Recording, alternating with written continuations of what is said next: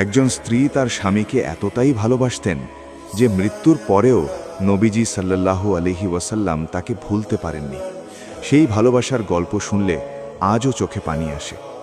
হযরত খাদিজা রাদিয়াল্লাহু আনহা, তিনি ছিলেন নবীজি সাল্লাল্লাহু আলাইহি ওয়াসাল্লামের প্রথম স্ত্রী, প্রথম বিশ্বাসী এবং সবচেয়ে বড় সাথী।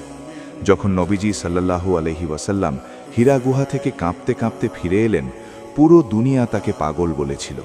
কিন্তু খাদিজা রাদিয়াল্লাহু বুকে জড়িয়ে বললেন, আল্লাহর কসম, তুমি কখনো মিথ্যা বলো না, আত্মীয়ের সাথে সম্পর্ক রাখো, দুর্বলের বোঝা বহন করো, আল্লাহ তোমাকে কখনো ছেড়ে দেবেন না।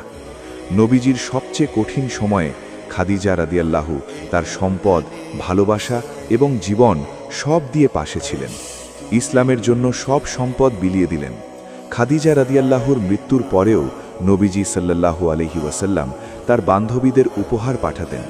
আয়েশা রাদিয়াল্লাহু বলতেন, খাদিজার প্রতি নবীজির ভালোবাসা দেখে আমি ঈর্ষান্বিত হতাম। এই হলো সেই ভালোবাসা যা ইসলামের ভিত্তি করেছিল। আল্লাহ আমাদের সংসারে খাদিজার মতো ভালোবাসা এবং নবীজির মতো বিশ্বস্ততা দান করুন। আমিন।